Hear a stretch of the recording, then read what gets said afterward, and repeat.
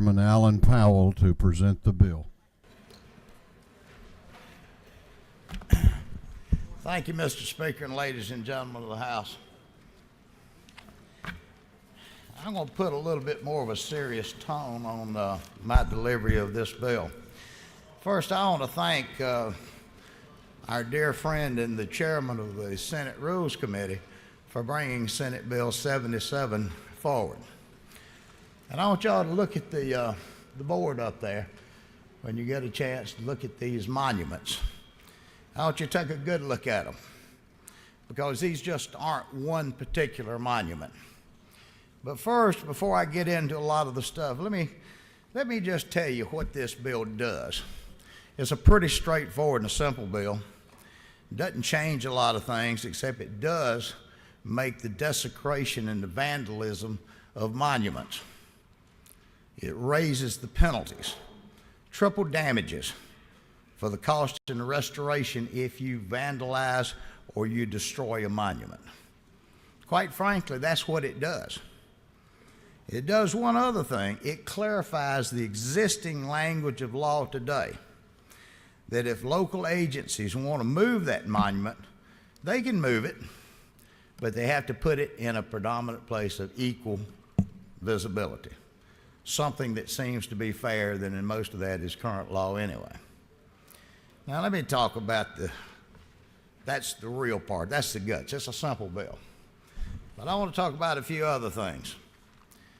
I want to talk about this bill because this is about inclusion, diversity, tolerance. It's about respect.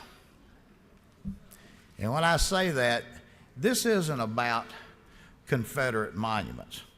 It's about all monuments. Take a good look at what you're seeing that's rolling up there. You've got them on your desk. This morning there was a pass-out sheet of monuments that's been destroyed. It's become chic. It's become the thing to do today. It's not civil disobedience, it's a crime. It's vandalism. And when I said respect a while ago, I would ask you to go back to your beginnings, that you're always taught to respect your elders. Respect those that came before you. You might not like it. You might not approve of it. Webster's dictionary describes history as a chronological record of events that affect nations and institutions. That's what it is. Now, no matter what you like or don't like in this day and time, whatever happened in history, but it is what it is. The founding fathers of this nation, you may not hold the same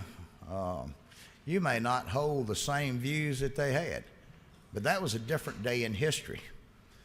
I'm more amazed today that apparently people think that when they watch the movies over years, they think that's how life is. In those days and time, they didn't have cell phones. They didn't have rotary dial phones. For some of y'all that are still too young to even know what a rotary dial was. You didn't have automobiles. You didn't have gas-powered tractors once upon a time. Everything was manual labor. That's how it was in an agricultural society and an agrarian society of the day. So I understand there are faults. There's faults with every period in history if you look hard enough. But that's what it is. But I would submit to you, ladies and gentlemen, that there's got to be a stopping place. There's got to be some realism. There's got to be some common sense approaches to history. You may not like it, but those people that came before us that erected the statuary and the monuments, they did it for a purpose to honor. Now you can say they did it for any particular reason you want to. You know, every time I look at the sweet gum bush outside my mama's old house, I think about that monument to how many times they wore me out when I was a child. And I think about how today, that if the whoopings I'd gotten as a kid for some of the stuff I did, I'd be in a foster care somewhere, and they'd be under charge for child abuse. But I don't complain about it. I didn't like it then. I look back today and I think, well, maybe they should have whooped me a little bit harder. And you too, Brother Williams. But we're living in a society today that it seems to be okay in a lot of quarters to vandalize this property. That's wrong. I want you to look at those monuments, the Peace Monument. Why would somebody vandalize the Peace Monument? The Vietnam Welcome Home Memorial, the Revolutionary War Memorial in Decatur, the World War I Memorial, the Vietnam, the Walking Wall Memorial for those soldiers that gave their lives, the World War II Memorial in Albany, Red Oak Historic Cemetery in South Fulton, the Michelle Obama Ancestors Monument in Rex, Georgia, the Vietnam Walk of Heroes, the Peace Monument, the Revolutionary War soldier whose head was decapitated, Screven County, and the list goes on and on and on, ladies and gentlemen. But at some point, we have to say it is a crime. Now, there's some of you out there going to say, oh my gosh, they're trying to do something that ain't been done before. Well, it's already in the law. It's already in the statute that you ain't supposed to do this. You ain't supposed to move these monuments. And we took it away from local governments because of the politics of the day back years ago. But what we've done is we've clarified that language, that if you're going to move it, for whatever the reason, you want to build a building or an addition or a repair or something, or you got a roadway, you can do that. Put that statue back in a prominent location. Have a little bit of respect. A little bit of respect for the folks that came before you. A little bit of respect for the people that died for whatever the reason they did, if it was a monument for that or a military monument or whatever. If you look in the monument, we even went to specifically say civil rights, civil. We covered the gamut of this because we're not just talking about one era or one type of monument. We're talking about every monument. I sat here and I've listened this whole session and past years. I've saw members of both political parties trot to this well to reach out to the good folks in this assembly and to the people of Georgia, and for them to say, we need to pray. We need to pray for the folks that are doing terrible things like the killings in New Zealand.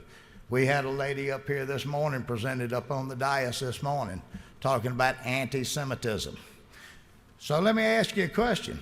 Is there no greater hate crime than to destroy history or to destroy a monument that was put out there to remember what had came before?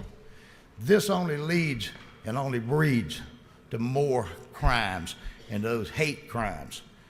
So, you know, for those of you who say you're opposed to hate crimes, I quite frankly don't know of a greater hate crime than when I see the Peace Memorial in Piedmont Park that's been desecrated. To me, that's pretty darn hateful.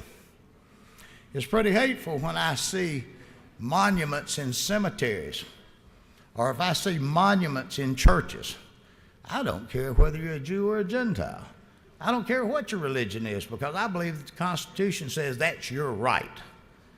But it's also your right as a First Amendment to display your affections for history for that. So let me tell you, stand up and do what's right. I know there's been a lot of partisanship about this issue. I heard the debate in the committee on that, and there was a lot of questions asked that just didn't quite pan out. You know, the most important thing was about local control. Well, quite frankly, this General Assembly does a lot of things to be sure that things are treated equally across the whole state, so not that just because things have changed in one particular jurisdiction that they can throw the baby out. We do these laws for uniformity statewide, county by county, city by city, so that they're all treated the same.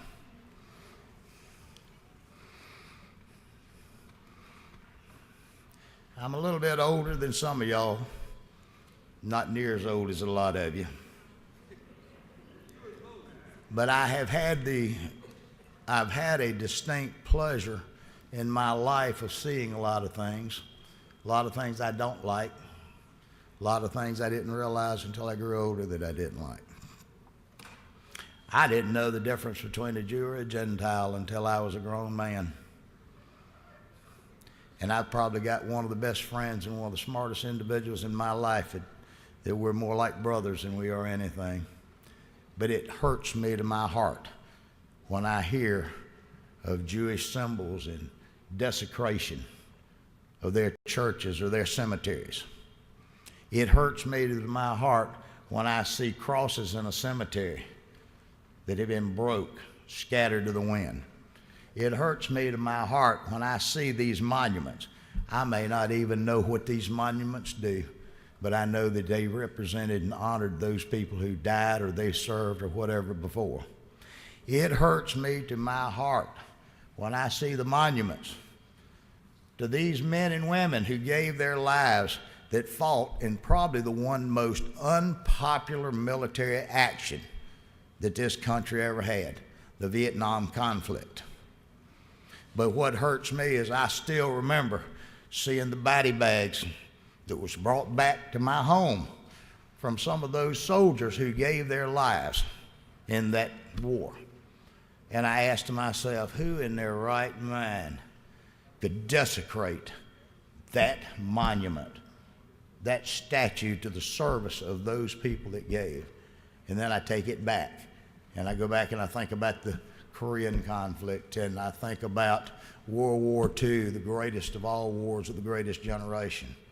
And I go back to the World War I, and I go back to the war between the states, and I go back to the Revolutionary War. You can find something bad at any time or anybody in history. But I want to tell you, folks, history is what history is. Say what you want to. And if you're not willing to protect somebody else's views and to protect history, then how can you expect in the future that they're going to honor the same for you? I see statues. We honored Dr. King out here. I think to myself, in 50 or 70 years, when they're all dead and gone and nobody may remember it, what's to keep someone from desecrating that? And then I think, hate crimes. Hate crimes. What a terrible thing, ladies and gentlemen. But what I would ask and what I try to do, don't judge me because of my heritage. Don't judge me because of my religion. Don't judge me for the color of my skin. As Dr. King said, the greatest statement he probably ever made is, judge me by the content of my character. Don't judge these folks who came before you because you don't know what they suffered through. Let history be that symbol. If it was something that wasn't good, then you need to say it wasn't good. But don't allow the vandals to continue this type of behavior of the desecration of these statues. Mr. Speaker, I have spoke about all I can speak on this issue. As I'd said from the beginning, this is a straightforward issue. This doesn't do a whole lot, but it does say that if you're convicted, that you have to pay triple damages. It's the punishment phase to replace that statue or to clean that statue and pay the triple damages. And who's got the right to do that? Well, anybody that's got standing, just like any lawsuit. When you look at the folks, like you could probably look at the VFW and the American Legion, somewhere they've got standing to these military monuments, or the Sons of Confederate Veterans, or the UDC, or the old ladies that took up pennies to celebrate the death of their loved ones in the war. But ladies and gentlemen, pass this bill. Don't allow the hypocrisy of partisanship to stand in your way of doing what's right, to honor the men and the women who gave in this country. Mr. Speaker, I would appreciate the members of this House, their favorable consideration, and I ask for your support, and I'll yield the will.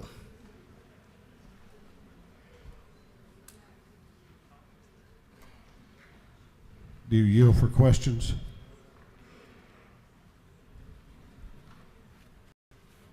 I will yield for a few questions. Chair recognizes